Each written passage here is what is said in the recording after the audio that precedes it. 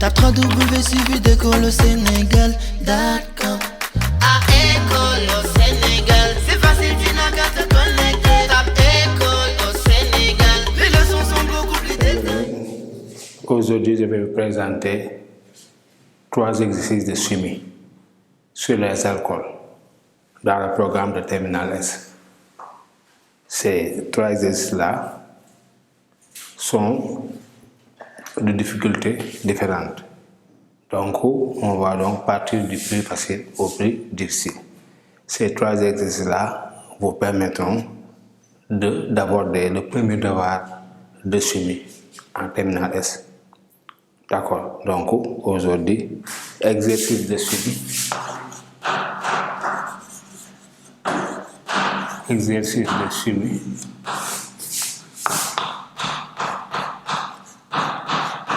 Sur les alcools.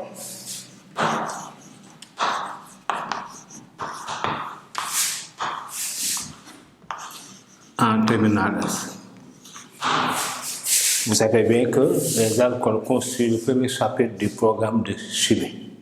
Et généralement, le premier devoir de chimie englobe les alcools. Donc aujourd'hui, nous allons faire 3 exercices classiques de chimie que vous devez maîtriser. Une fois que ces 3 exercices sont maîtrisés, donc le chapitre de chimie est compris à 90%.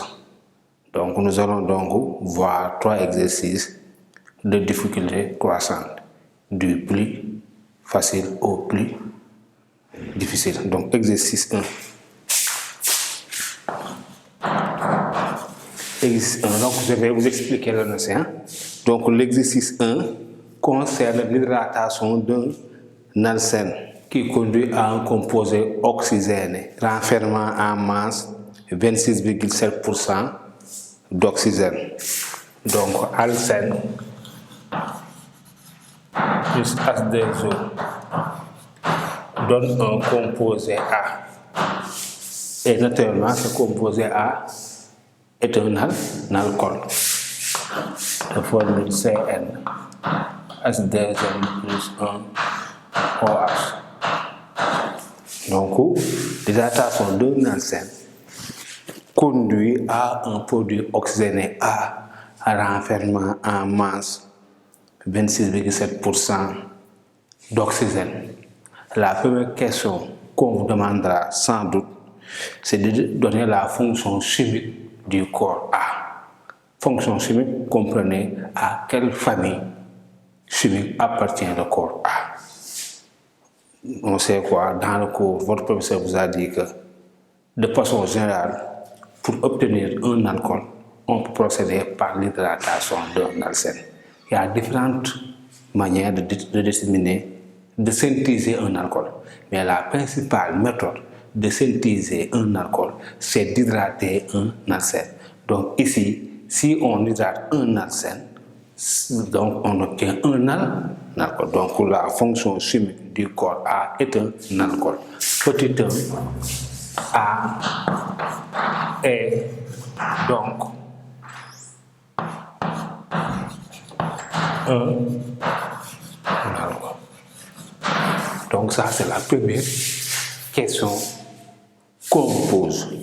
L'examinateur vous posera quelle famille chimique appartient le corps A. Vous allez lui répondre en disant que A appartient à la famille des alcools. C'est-à-dire que A est un alcool. Ok. Deuxième question, on vous demande de déterminer la formule brute de A. Déterminer la formule brute de A, puis indiquer ses FSD, puis écrire ces formules semi-développées et donner leur nom. Donc la deuxième question de l'exercice, on vous demande de déterminer la formule brute, puis d'écrire les FSD de ces isomères et donner leur nom. Pour cela, il y aura forcément une donnée concernant A. Ici, la donnée c'est quoi? Dans l'exercice, on vous a donné le pourcentage massique de l'atome d'oxygène dans le corps A. Pourcentage d'oxygène égale 26,7. 26,7, c'est bien ça. Donc, ça, c'est la donnée de l'exercice. C'est largement suffisant pour déterminer la formule brute. Donc, on retourne en cas de première. Et donc on dira quoi? Ici, dans CnH2n plus 1OH, on a la masse molaire d'oxygène sur pourcentage d'oxygène égale à M sur 100. Masse molaire d'atome d'oxygène dans la molécule d'alcool sur pourcentage d'oxygène égale à M sur 100, avec grand M la masse molaire de l'alcool.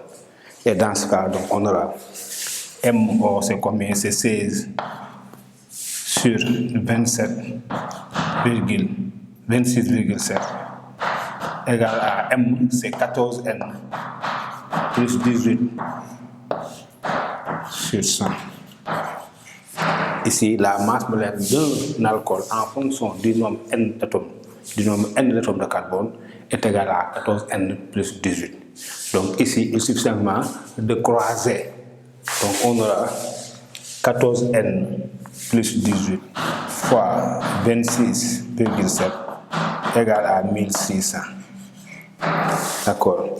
Et le reste, qu'est-ce qu'il faut? Il faut développer, réduire et ordonner. En développant, en réduisant et en ordonnant, on trouve N égale à 4.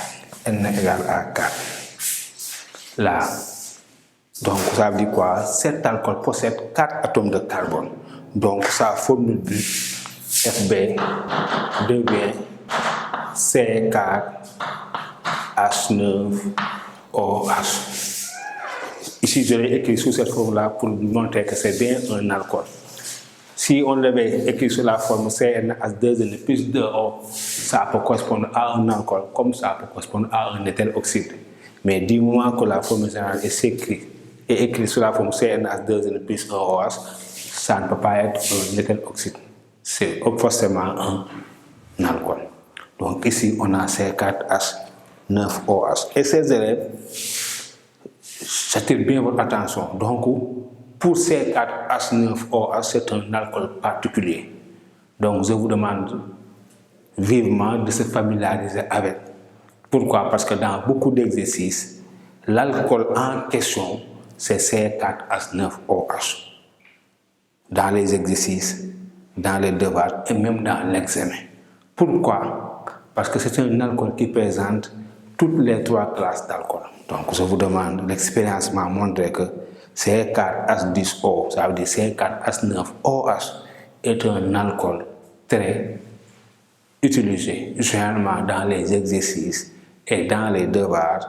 L'alcool en question correspond souvent à C4H9OH, c'est-à-dire à C4H10O. D'accord. Maintenant, on va écrire les différents FSD de ces isomères.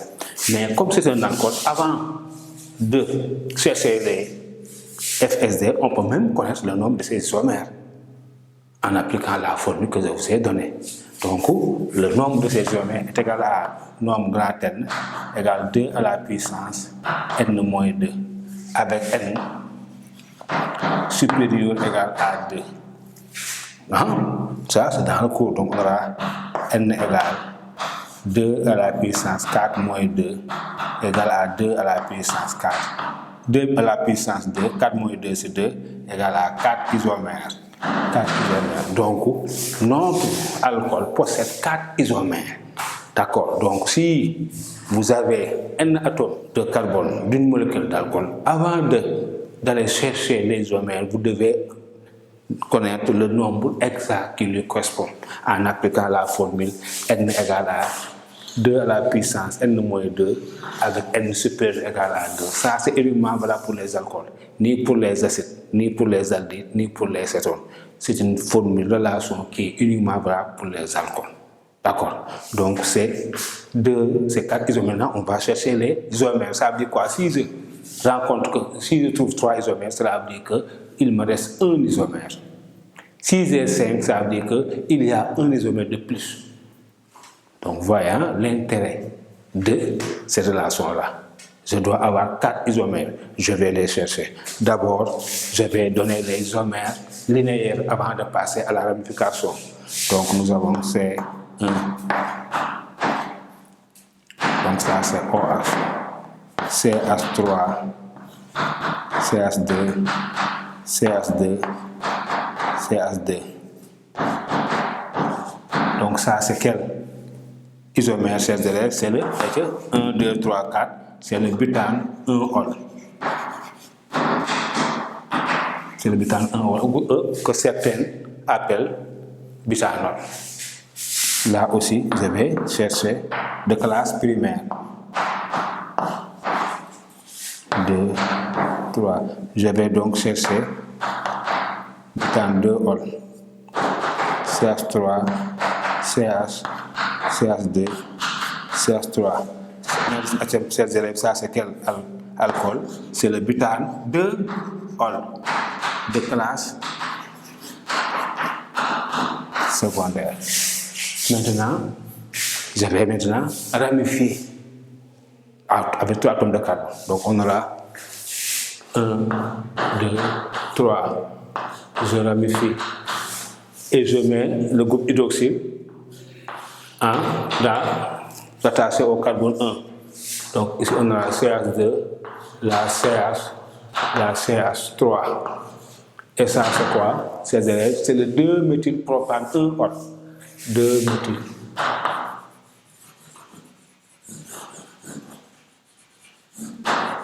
www.suividecolosénégal.com